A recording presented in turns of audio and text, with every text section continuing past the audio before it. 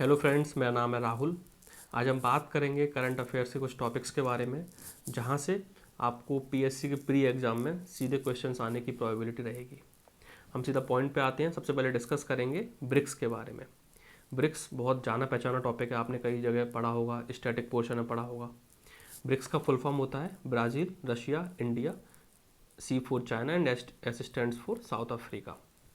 सबसे नया डेवलपमेंट जो इसमें हुआ है, इसका जो अभी जो इसका सम्मेलन हुआ है वो आपके साउथ अफ्रीका के जोहानिसबर्ग में हुआ है। ये 15वां सम्मेलन था। तो ये आपको याद रखना है कि रिसेंटली ये लोग कहाँ मिले हैं, इन देशों के प्रतिनिधि कहाँ मिले हैं, ये जोहानिसबर्ग में मिले हैं, साउथ अफ्रीका में। सबसे महत्वपूर्ण डेवलपमेंट इसके बाद का ये है कि और 6 देशों को भी आमंत्रित किया गया है ब्रिक्स की सदस्यता लेने के लिए।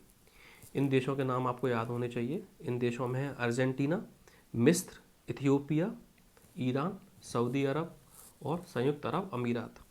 इस तरह से अब ब्रिक्स में कुल 6 अब नए नाम जुड़ गए हैं और 5 नाम पहले थे।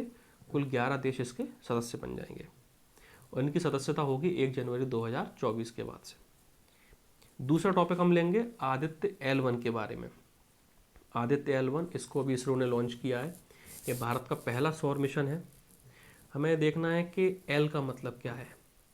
बहुत सारे बच्चों को मालूम ही नहीं होता, कि बस हम रट लेते हैं कि आदित्य L1 सौर मिशन है, इसरो ने भेजा है, PSLV-C 57 से भेजा गया है, लेकिन उसका बेसिक कॉन्सेप्ट पता ही नहीं है। एल का मतलब होता है लैग्रेंजियन पॉइंट। अभी लैग्रेंजियन पॉइंट क्या होता है, आप समझिए कि ऐसे एग्जाम्पल से समझाऊँ मैं आपको। जैसे कि अर्थ और सन के बीच जिस भी पॉइंट पर ग्रेविटेशनल फोर्स बैलेंस रहेगा या इक्वल रहेगा या न्यूट्रल रहेगा, उस पॉइंट को हम बोलेंगे लैग्रेंजियन पॉइंट। अर्थ और सन के बीच टोटल 5 लैग्रेंजियन पॉइंट्स हैं, L1, L2, L3, L4 और L5। तो ये सब कुछ था आदित्य L1 के बारे में। इसका उद्देश्य है पता होना चाहिए।